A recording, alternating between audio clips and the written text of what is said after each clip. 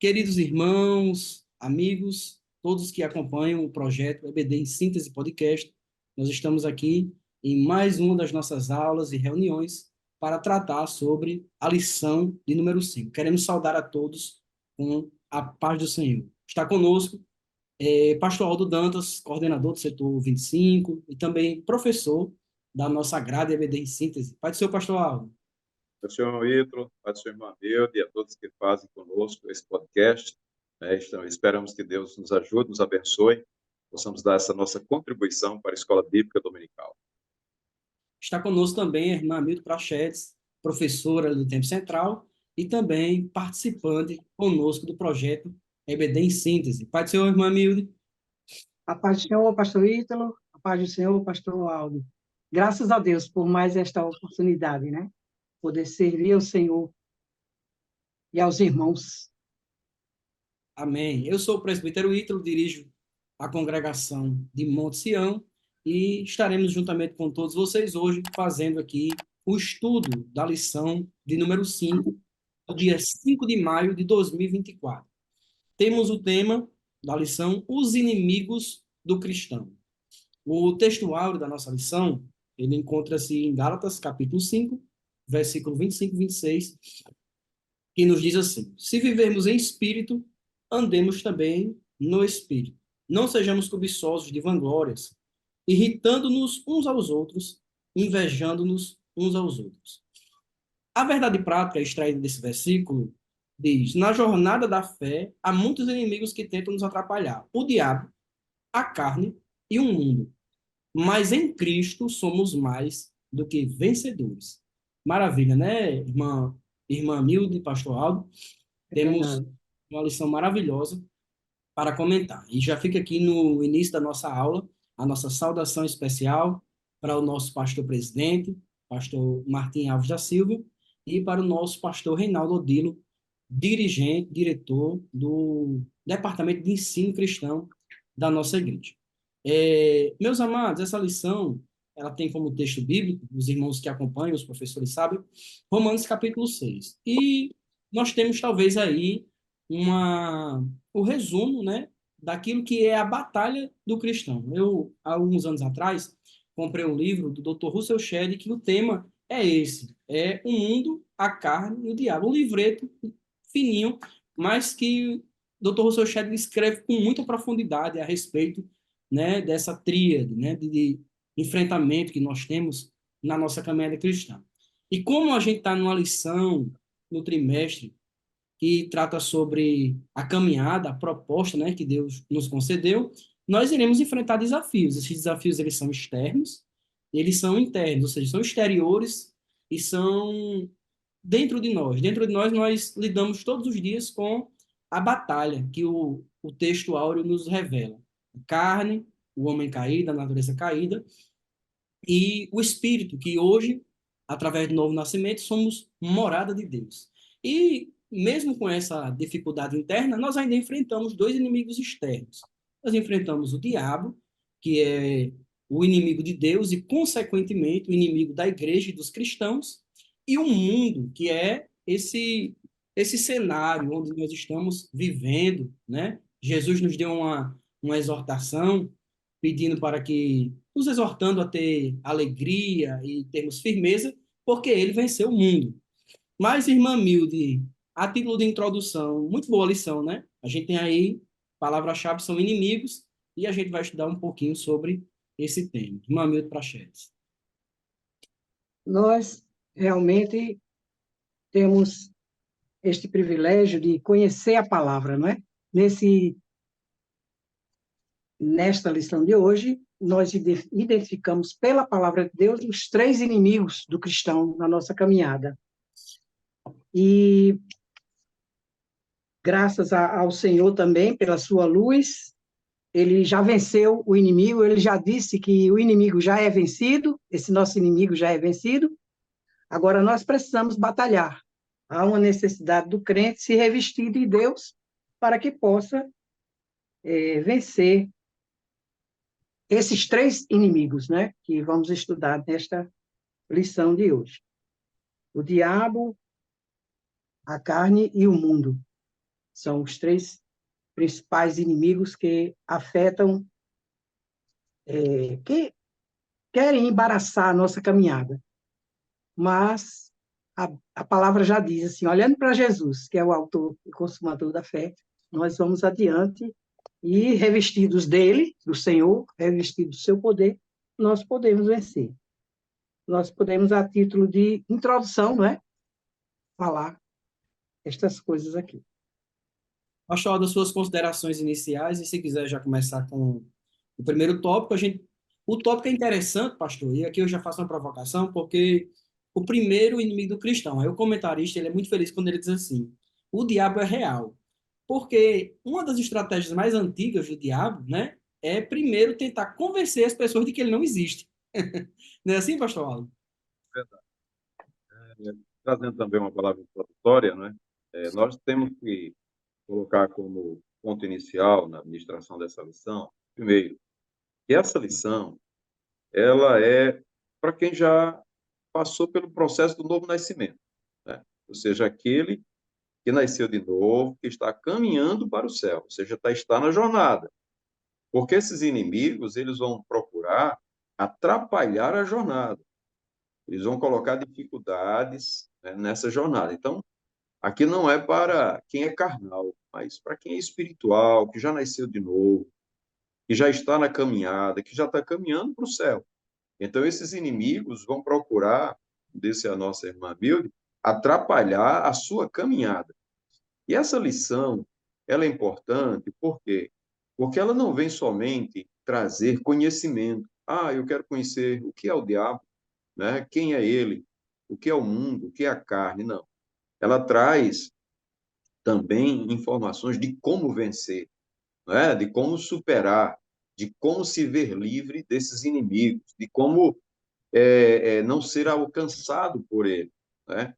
E aí, como você mesmo disse, a gente vai perceber através das ações de Jesus que Jesus trata o diabo como uma pessoa, né? Jesus se refere a ele como uma pessoa. E aí mostra a existência, né? E mostrando que ele tem personalidade. E a gente vai ver isso nesse primeiro tópico. Então, nós não podemos achar que ele não existe, que ele é apenas, né, conversa, uma ideia, um pensamento, não. Ele existe, tem sua personalidade. E o interessante é que ele, né, é esse lado externo, esse inimigo externo, né, do cristão. Ele não está atuando propriamente dentro do cristão, mas ele atua no seu exterior. E aí colocando coisas que vão embaraçar a sua caminhada. Então, o diabo é real. Ele começa dizendo isso, para desmistificar isso. Ou seja, para dizer, bem, existe um inimigo e ele é real. Ele não é uma ficção, ele não é fruto dos seus pensamentos, da sua cabeça, não, né? Ele é real. A Bíblia diz que ele é real, ele está presente, né, nos escritos bíblicos, tanto no Antigo como no Novo Testamento, e a gente percebe isso através dos livros bíblicos, né? No livro de Isaías, por exemplo, no capítulo 14, anotei aqui dois versículos, né, que foi fruto da evidência síntese, o versículo 13 e 14. Vou ler o 12, que diz assim, Isaías 14. Eles, como caístes do céu, a estrela da manhã, filha da alva, como fostes lançado por terra, tu que debilitavas as nações, e tu dizias no teu coração, eu subirei ao céu, e acima das estrelas de Deus exaltarei o meu trono. E no monte da congregação me assentarei, da banda dos lados do mundo. Subirei acima das mais altas nuvens e serei semelhante ao Altíssimo. Então veja a soberba, né? A soberba de Satanás, do diabo, querer estar, né, como Deus e acima das estrelas, como diz, eu subirei das mais altas nuvens e serei semelhante ao Altíssimo. Então, isso nos mostra que este sentimento de soberba, de querer ser como Deus, de querer ser Deus, né, está bem presente na natureza pecaminosa do homem. Né? Ela está presente lá. E ele pode ser descrito, como disse, né, Ezequiel, não é? No capítulo 28, versículos também 12 e o versículo 14, ele é citado lá também, de maneira que nós não vamos nos deter muito, mas o que diz a lição? Diz que ele é o chefe dos anjos caídos, né? Informações sobre o diabo, diz que ele é o chefe, Satanás é o chefe dos anjos caídos, porém, suas ações estão limitadas, ou seja, ele é visto apenas como Deus desse século, né? O príncipe da potestade do ar, e ele também é um ser que possui personalidade, ou seja, ele tem inteligência, ele tem raiva, ele tem desejos, ele tem vontade própria, é o que diz a palavra do Senhor, não é? E o próprio Senhor Jesus, né, usava o pronome como se fosse uma pessoa, né? Pronomes pessoais ao se referir ao próprio Satanás, né? Então, como é que nós podemos identificar ele? Ele é identificado na palavra de Deus, né, como a serpente, em função da sua sagacidade. Ele é sagaz, ele é astucioso.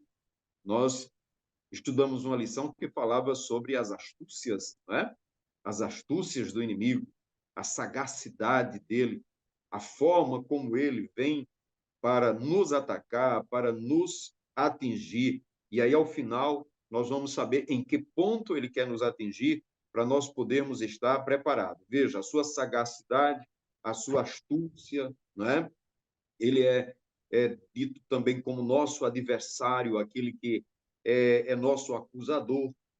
Ele é também o maligno, ou seja, revela o seu caráter, dizendo que o seu caráter ele é maligno, e também ele é visto como o dragão vermelho, ou seja, fala da sua ferocidade. Está lá em Apocalipse capítulo 12. Como tentador, né? Tentando na área da mentira, da imoralidade, como chefe dos demônios, e também como Belial, ou seja, uma pessoa má, uma pessoa sem valor. Então, esses nomes, né, eles revelam a natureza cruel, a natureza perversa, a natureza destruidora do inimigo. Agora, se nós formos observar todas as ações do diabo com relação ao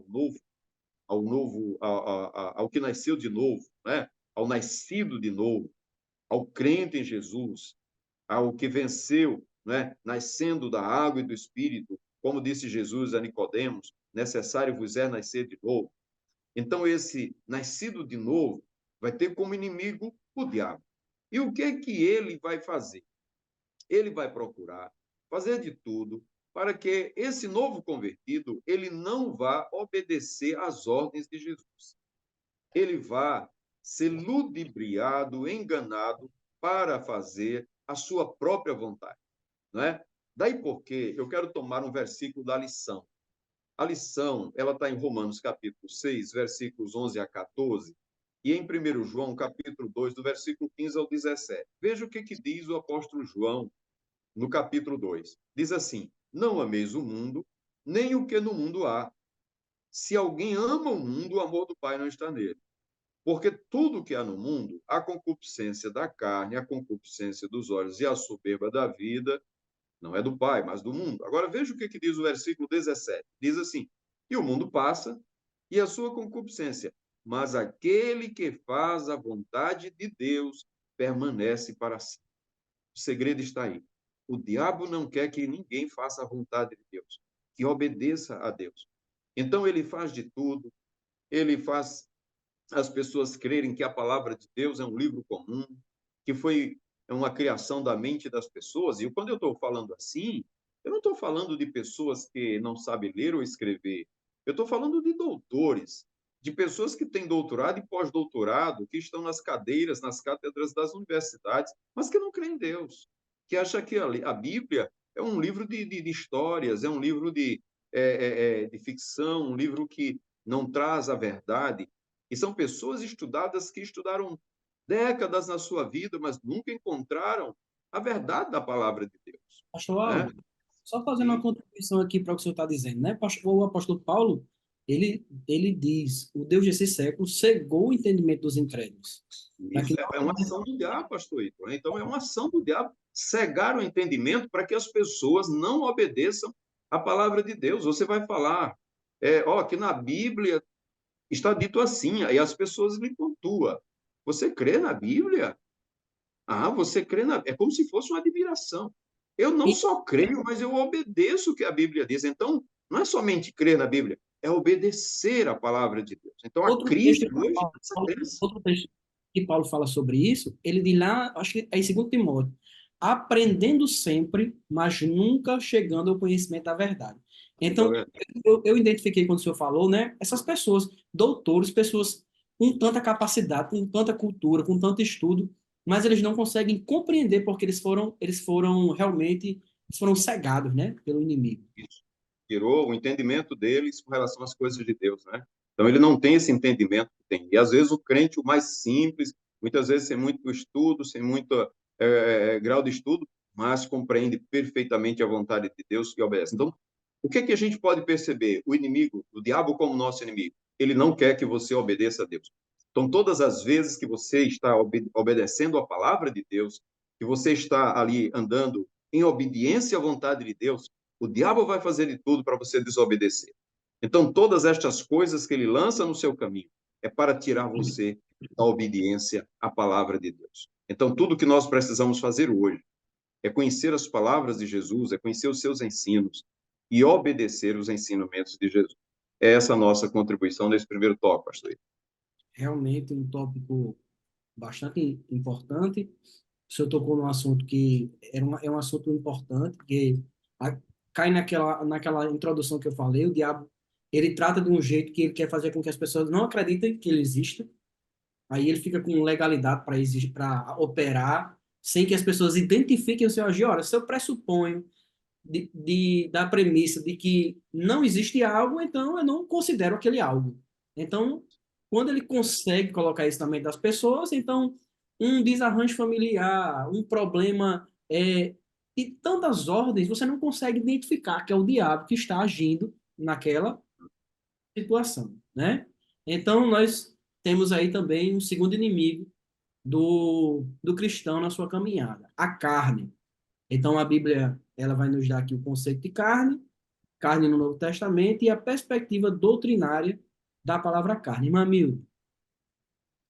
É isso mesmo. Nós já temos visto que o primeiro inimigo identificado no primeiro objetivo desta lição, que é identificar este inimigo, que é o diabo, que bem falou o pastor Roaldo, falou sobre o seu caráter, né?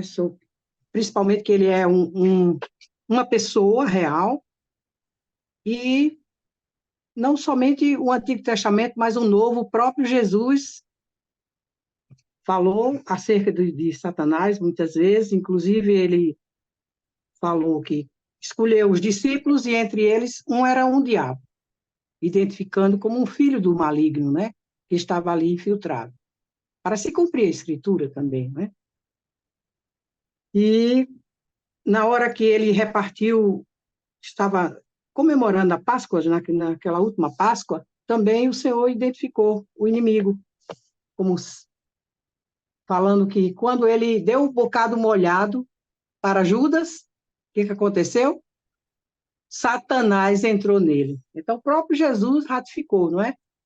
Em Mateus, o primeiro livro do Novo Testamento, já identifica o inimigo na tentação de Jesus, capítulo 4, versículo 1. E pelo Espírito, o Senhor foi conduzido ao deserto para ser tentado pelo diabo, que é um dos nomes, né, que é identificado, que se identifica o nosso principal inimigo. Mas nesse segundo tópico, como já foi identificado aí pelo nosso irmão Ítalo, nosso pastor Ítalo, nós vemos o conceito bíblico de carne, que é interessante aqui notar uma coisa. Essa palavra carne, ela tem vários significados. Tem um significado próprio, que é o denotativo, chamado significado denotativo, que é o que é formado os animais, o nosso corpo, não é? A matéria de que é formada o nosso corpo. Mas no sentido metafórico ou conotativo, que é o sentido figurado da palavra, tem outros significados metafóricos, né? E principalmente quando se identifica a carne como o próprio corpo, ou a carne como a tendência pecaminosa do ser humano, depois a queda, não é? Depois que a gente caiu, nós temos uma tendência pecaminosa, que é identificado como a carne. A carne, aquela carne que Jesus disse é fraca. O espírito, na verdade, está pronto e a carne é fraca, não é? É a tendência pecaminosa, a fragilidade que o ser humano ficou submetido após a queda. A natureza humana pecaminosa, conforme está escrito em Gálatas 5 e 19, e a descrição também das tendências, né, que a carne tem, a inveja, a cobiça, e tudo quanto é pecado de que nós somos, se não tivermos cuidado, seremos vencidos dele. O egoísmo, que Satanás tem trabalhado muito nos últimos tempos, né, porque a Bíblia diz que nos últimos dias surgiriam esse tipo de pessoas amantes de si mesmo, e infelizmente, se a gente não tiver cuidado, a gente embarca também nessa onda, não é?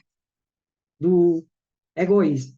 Dentre muitas perspectivas da palavra carne, na Bíblia, a expressão concupiscência da carne, por exemplo, que é uma das coisas que aparece nas tentações, e são os 3 níveis de tentação, né, que a gente tem, que está no mundo: a concupiscência da carne, a concupiscência dos olhos, a soberba da vida. Estas coisas que estão no mundo, elas também estão na carne. A concupiscência dos olhos, você cobiça através dos olhos, né? Cobiça as coisas más, cobiça coisas boas também, mas a cobiça, de um modo geral, ela não é uma coisa, não é uma virtude, é um defeito, né? A cobiça é um defeito, faz parte dessa natureza caída do ser humano.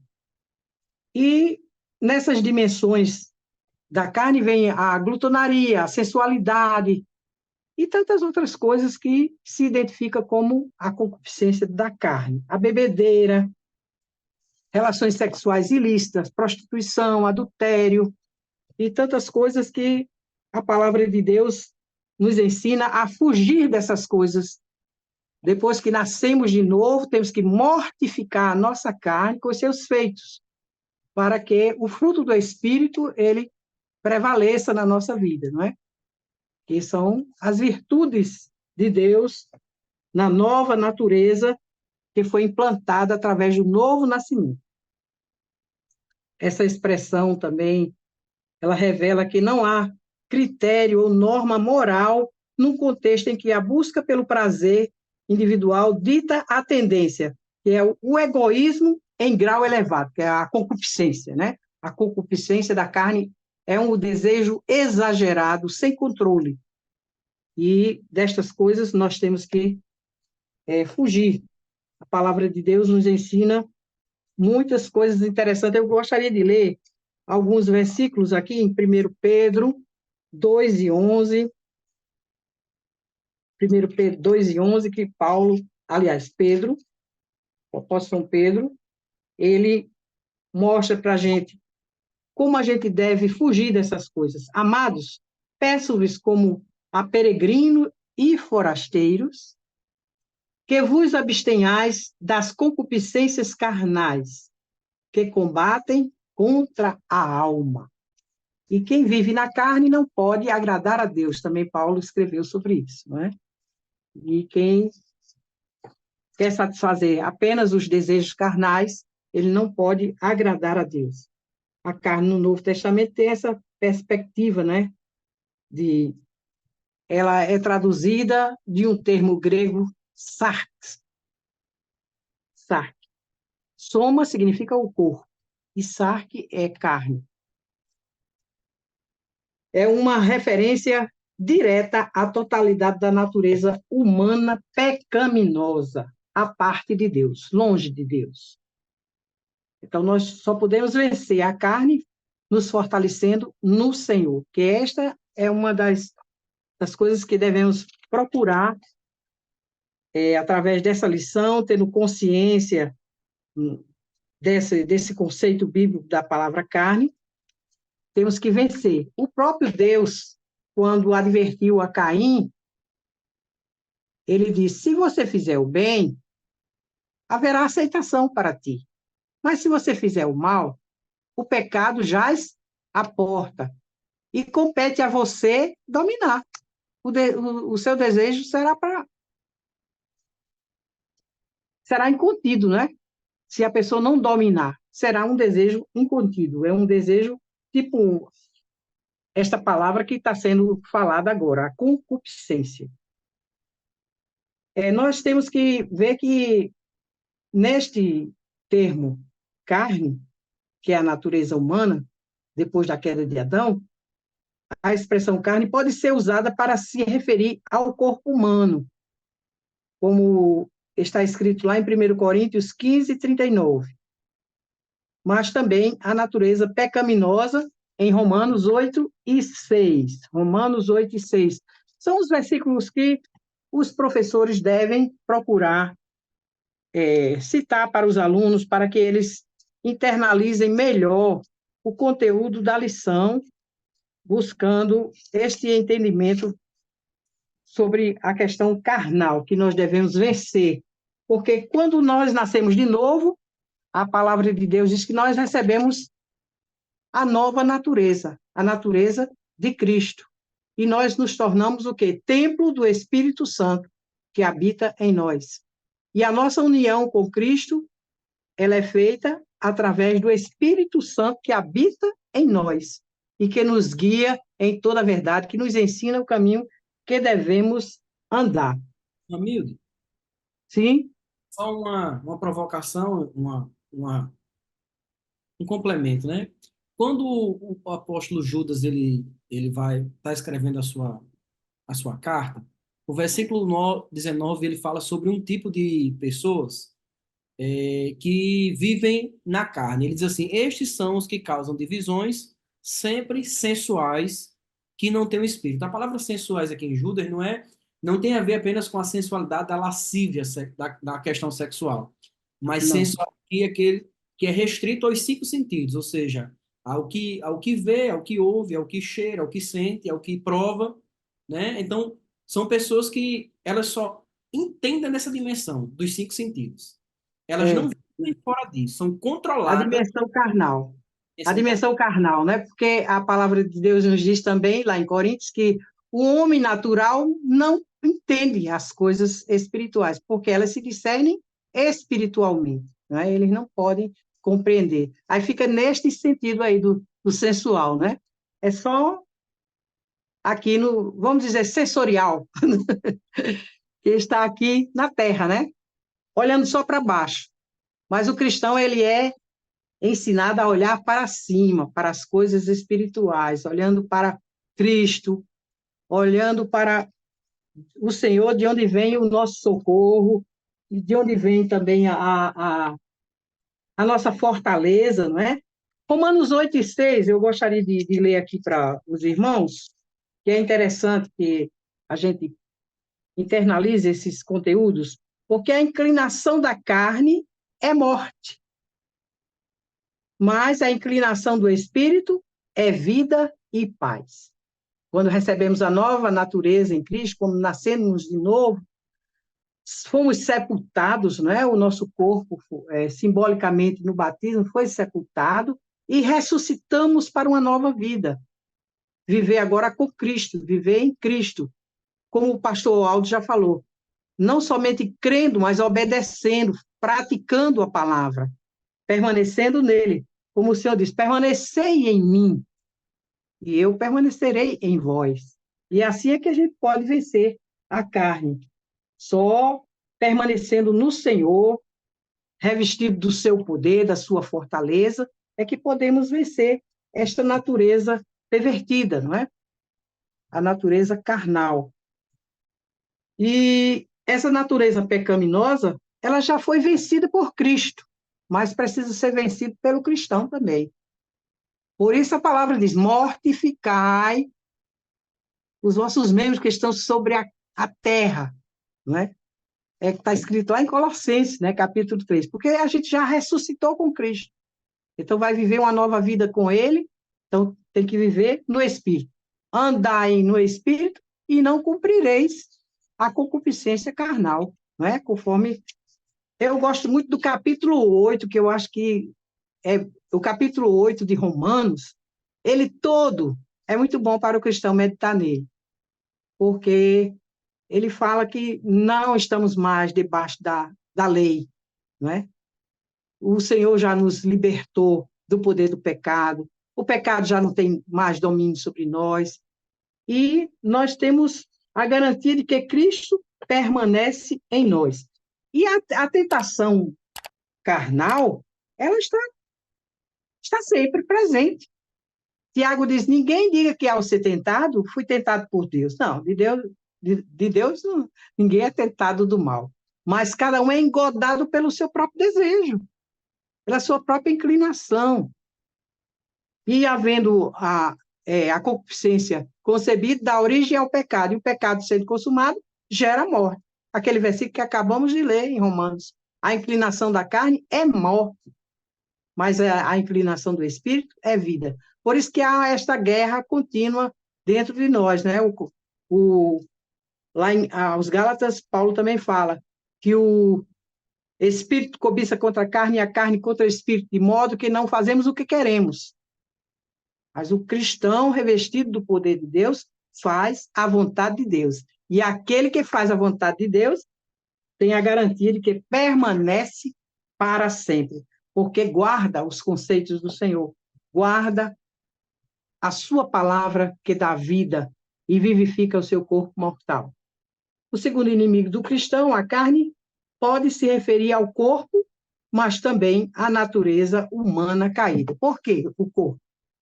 Porque com o corpo você pode fazer coisas desagradáveis. Paulo diz: muitos pecados que a gente comete é fora do corpo, mas, por exemplo, a prostituição é com o corpo, o adultério é com o corpo. Então temos que ter cuidado, porque o nosso corpo já não nos pertence. Nós fomos comprados por bom preço e temos que glorificar a Deus no espírito, na alma e no corpo, né? Os quais pertencem ao Senhor. Nós não somos mais de nós mesmos, fomos comprados pelo bom preço do sangue de Cristo, para que possamos glorificá-lo e produzir os frutos que agrada a Ele, até que um dia sejamos libertos desse corpo. Como Paulo falou, o corpo do pecado. Seremos libertos, porque nós vamos ser revestidos da imortalidade. É quando a gente vai cantar aquele hino: tragada foi a morte na vitória. Que Deus nos ajude, não é? A vencermos a carne, todas as tendências que desagradam a Deus e que nos tornam inimigos de Deus. Que quem vive na carne se torna um inimigo de Deus, não é? Não é amigo de Deus. Assim como a amizade do mundo também é inimizade contra Deus, também quem vive na carne também se torna um inimigo de Deus, porque vai praticar coisas que desagradam ao Senhor e que maculam o seu corpo, que é o templo de Deus, o templo do Espírito Santo, que foi purificado, justificado, lavado e que precisa ser conservado em santificação e honra. No livro do Dr. Russell Shedd, ele diz que duas formas que a gente tem de enfrentar a carne.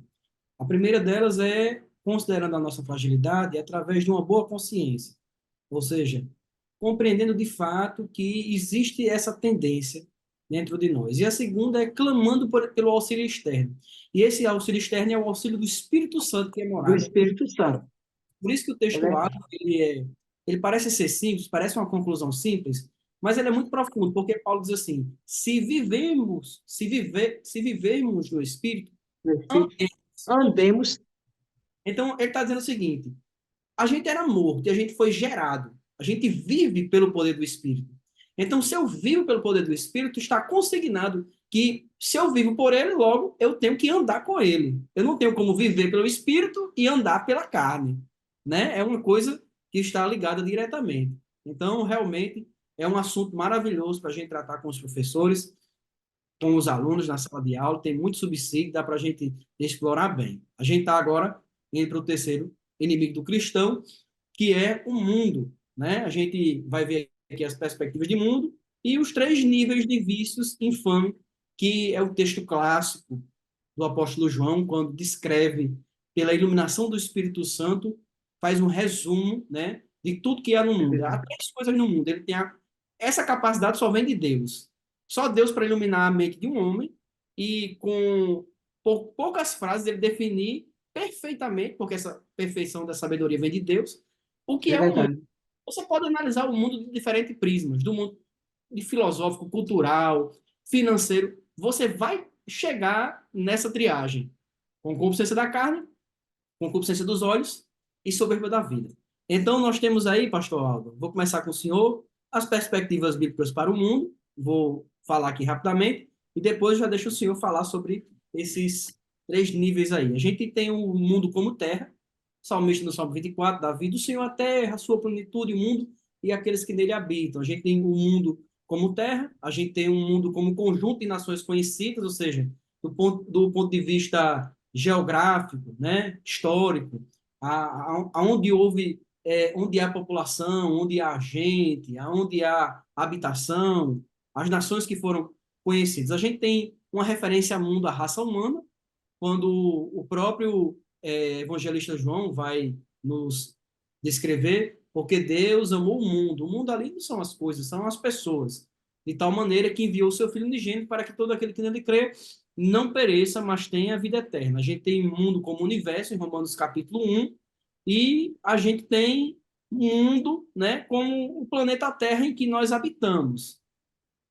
Essa é a compreensão do mundo. E a gente também tem uma outra ideia de mundo, que é o mundo sistema, que é justamente quando a Bíblia fala negativamente do mundo, ela está falando do mundo sistema, desse mundo que ele é controlado pelo diabo, né? É claro que por uma permissão de Deus, é claro que nos insondáveis projetos de Deus, tem coisas que a gente não compreende nessa esfera humana, a gente só vai compreender plenamente, perfeitamente, depois da glorificação do corpo, mas mundo como sistema mau, como fonte, como habitação do pecado, né? Como o sistema que sofreu a corrupção, a degeneração da alma humana, né? Então é desse mundo que o apóstolo João está falando. Não ameis o mundo, ou seja, dessa perspectiva. Pastor Al, três níveis de vícios: concupiscência da carne, concupiscência dos olhos, soberba da vida.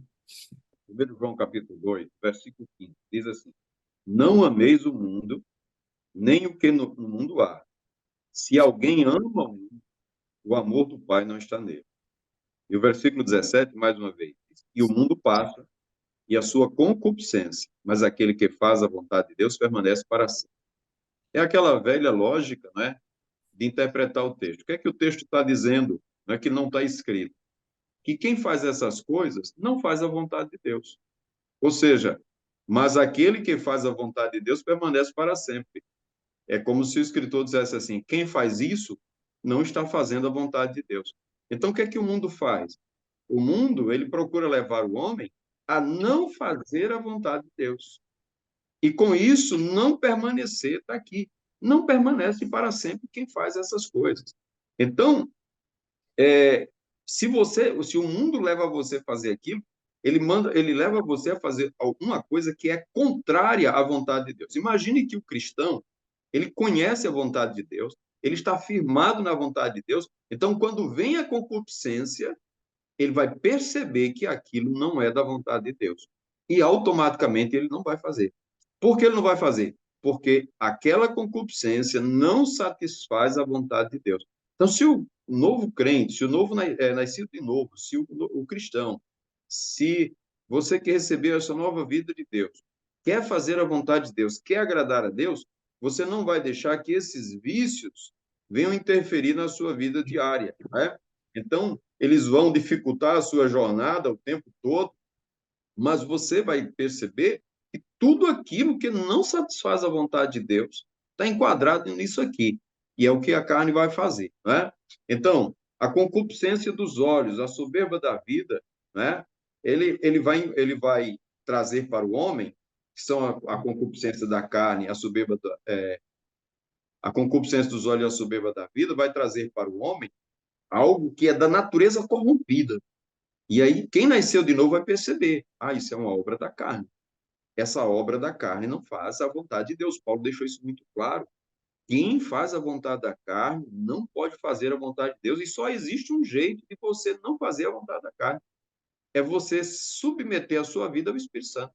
É deixar que o Espírito Santo realize a sua vontade. Então, você tem duas leis que lhe domina. Ou a lei da natureza caída, ou a lei do Espírito. Ou a carne, ou o Espírito. Então, Paulo deixa isso muito claro, como disse Mamilo no capítulo 8. Então, diz, aquele que faz a vontade do Espírito Santo, a vontade de Deus, ele não satisfaz a vontade da carne. E aquele que faz a vontade da carne, não satisfaz a vontade de Deus. Então, ele diz, se você nasceu de novo, então viva no Espírito. Porque vivendo no Espírito, você não vai satisfazer a vontade da carne. Agora, a concupiscência dos olhos é algo bem interessante, não é? Porque trata-se da imaginação, né? Da mente, do que envolve a mente, a imaginação. E aí a gente vê o desejo pecaminoso pelas coisas da mídia. Por onde é que vem, não é, essa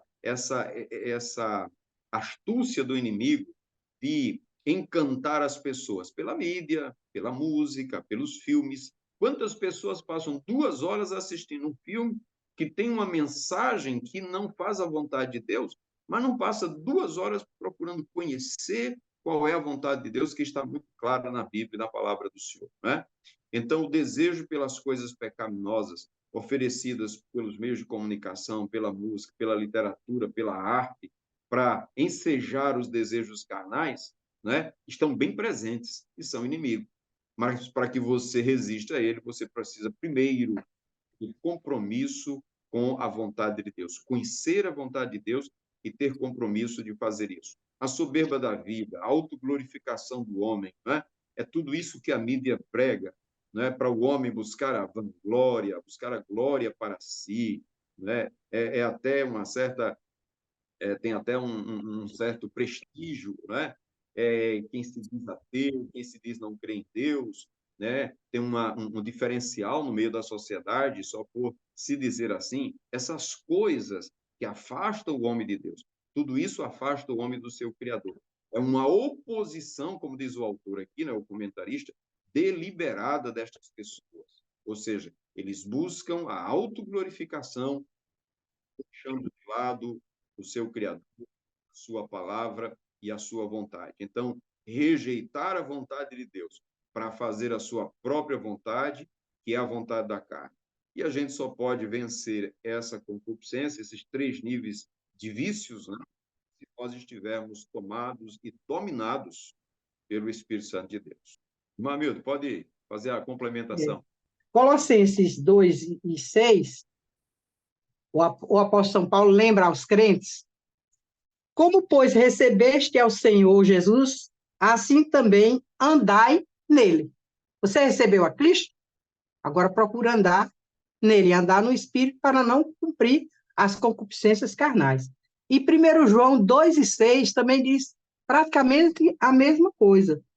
Aquele que diz que está nele também deve andar como ele andou. Então, em obediência ao Pai, em obediência à palavra, é assim que a gente pode vencer a carne. Se submetendo a Deus e resistindo também ao diabo, que a palavra diz. Sujeitai-vos a Deus, resistir ao diabo, e ele fugirá de vós. Gente, é uma lição maravilhosa. Eu fiz aqui um rápido resumo, que o professor que está nos assistindo pode até usar como fonte de informação. No capítulo 9 do livro de Dr. Russell Shedd, ele fala sobre, depois que ele vai falar sobre o mundo, a carne e o diabo, ele vai falar sobre o ataque e a defesa do cristão. Então, nós temos uma forma de batalhar, né? Uma delas é nos defendendo corretamente e a outra delas é atacando. Quando ele vai falar sobre... Ele diz que primeiro a gente precisa amarrar o homem forte. Amarrar o homem forte é justamente a única forma de você amarrar o homem forte, ele está falando aqui do diabo, é se submetendo a Deus, como a senhora acabou de falar, né? Sujeitai-vos, pois, a Deus, né? Resistir ao diabo na fé e ele fugirá de vós. Depois que a gente se submete a Deus, o segundo passo, Efésios 4:27, é não dar lugar, não voltar a dar lugar ao diabo. Quando Paulo vai escrever sobre uma nova vida com Cristo e sobre a transformação, vai falar sobre aquilo que na antiga vida nós fazíamos e agora na nova vida nós não fazemos mais. Aquele que furtava não furte mais, aquele que mentia não deixar a mentira, fala a verdade. E Paulo vai dizer no versículo 27 de 4 de Efésios, não deis lugar ao diabo. Então, a forma de se defender é essa. E também reivindicar a união com Cristo. Quando ele fala isso, ele está falando sobre a comunhão, processo de comunhão com Cristo, né? De andar nele, como o apóstolo Pedro vai dizer. Aquele que diz que está nele deve andar como ele andou. E também vestir a armadura, essa armadura de Efésios capítulo 6, dos versículos 10 ao 18, né? O capacete da salvação, a couraça da justiça, cingir-se com a verdade. Então, nós temos aí uma lição, o escudo da fé e a preparação do Evangelho da Paz, né? Calçando os pés com a preparação do Evangelho da Paz. Nós temos aí uma lição maravilhosa, edificante, que vai tratar sobre assuntos práticos da nossa vida cristã. É uma boa oportunidade para nós, alunos e professores, é, analisarmos a nossa vida à luz da palavra de Deus e permitir que o Espírito Santo haja e opere nesses dias, nos conscientizando, né? Trabalhando a nossa consciência, tirando toda a mácula. Como é que se tira a mácula da consciência? Através do perdão, através da confissão, através da lavagem da consciência, né? Pela palavra. Pela Então, palavra. quando o homem tem uma boa consciência, ele tem a intrepidez e a ousadia do Espírito Santo, né? Então, até o seu Verdade. ministério, a sua vida é eficaz por causa da boa consciência, né? E quando a gente clama por auxílio do Espírito Santo, ele é o nosso ajudador, ele que nos socorre nas nossas fraquezas e ele que nos dá graça, ele que nos fortalece. Eu quero dar oportunidade aos irmãos, ao pastor e à irmã, para as considerações finais já, para a gente encerrar o nosso podcast. Pastor Waldo.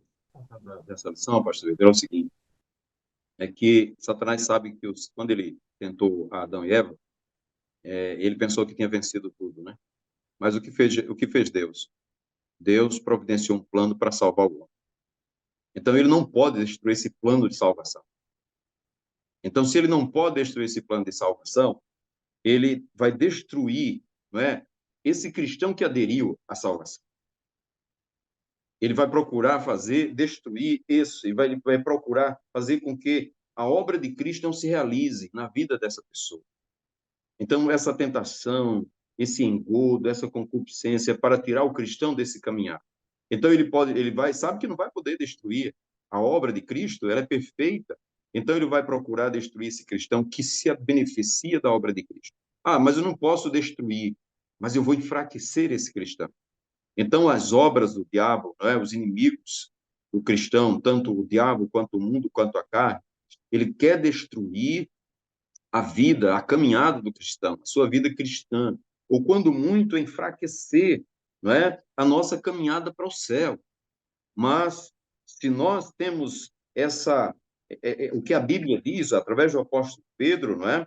Ele diz aqui, que não é um do capítulo 5, 7, mas 4 e 7 de Tiago, né? Ele diz assim, né, que devemos resistir ao diabo firmes na fé, e ele fugirá de vós. É Tiago 4 e 7, não 5, 7. Foi digitado errado aqui. Então, ele nos dá também como ser um vencedor, não é? Resistindo ele firmes na fé. Então, a fé entra aqui como algo primordial, que o apóstolo Paulo diz para Timóteo, né? Timóteo, guarda o bom depósito da fé. E ao final da sua carreira, ele diz: combati o bom combate, acabei a carreira, mas guardei a fé. E o apóstolo Paulo diz aos romanos: o justo viverá da fé. Então, a nossa vitória é pela fé em Cristo Jesus. João escreve na primeira carta, capítulo 5, versículo 4. E esta é a vitória que vence o mundo, a nossa A fé. nossa fé. Exatamente, né? A Então, nossa é fé. importante ressaltar que a fé é o instrumento que Deus nos deu para vencer todos os inimigos que se opõem à vida cristã. É o Irmã Mildred, escudo, né? É o escudo que pode apagar todos os dardos inflamados do maligno, né? É verdade. Conforme está na listagem da armadura do cristão. Eu quero ler os dois versículos que as pessoas juntam, pensando que é um só. Tiago 4,7 diz: sujeitai-vos, pois, a Deus, resisti ao diabo, e ele fugirá de vós. E 1 Pedro 5,8 diz assim: sede sóbrios, vigiai, porque o diabo, vosso adversário, anda em derredor, bramando como leão. Aquilo que o pastor Aldo está dizendo, o inimigo quer destruir o cristão. Ele está bramando como um leão. Ele não é o leão, mas ele quer ser, né? Ele brama como um leão, buscando a quem possa tragar. Mas o que é que ele diz no versículo 9? Ao qual resisti firme na fé, sabendo de que as mesmas aflições se cumprem em os vossos irmãos no mundo. Temos que resistir firme na fé. Então a gente junta as duas coisas, não é? É firme na fé que temos que vencer o inimigo das nossas almas. Porque o inimigo, ele move também os sentimentos carnais, ele move as pessoas, ele move o mundo, porque o mundo está no maligno, como está escrito na primeira carta de João, né? Mas o Senhor se manifestou para desfazer as obras do diabo. É por isso que Paulo ele mostra a vitória que está na nossa vida, não é? O nosso Senhor venceu pelo seu sacrifício expiatório. Ele tomou do diabo as chaves da morte e do inferno. Então, o crente não precisa ter medo de morrer, nem ter medo do diabo, mas resistir na fé, confiando no Senhor, porque esta é a vitória que vence o mundo, a nossa fé. E o nosso textuário, mais uma vez falando, né? Lembrando, se vivemos no Espírito, andemos também no Espírito. Não sejamos cobiçosos de vanglória, irritando-nos uns aos outros, invejando-nos uns aos outros. Veja que isso aqui é a soberba da vida, né? As pessoas querem ser maior do que o outro, eu faço melhor do que você, eu sou melhor do que você. Não. Todos nós temos os nossos limites e precisamos do Senhor, e o Senhor já disse: sem mim, nada podeis fazer. Temos que andar nele, permanecer nele, e assim seremos vitoriosos. amém, glória a Deus. Quero agradecer a Deus, a pastor Aldo, a irmã Mildred, aos irmãos que permaneceram conosco até agora, assistindo, participando do podcast, agradecendo também ao nosso pastor presidente, ao pastor Rinaldo, e agradecendo por tudo, por mais uma aula, e dizendo aos irmãos que estaremos aqui até a próxima oportunidade, se Deus assim nos permitir, né? Assim, Pai do Senhor, pastor Aldo, Vitor, que Deus abençoe a todos. Prazer estarmos aqui juntos fazendo esse trabalho. Pai do Senhor, irmã Milde, A paz do Senhor. É com alegria que fazemos a obra de Deus, e com Ele, e por meio dele, né? E tudo é dele, por ele e para ele. Amém. amém. Até uma próxima oportunidade, se Deus assim nos permitir.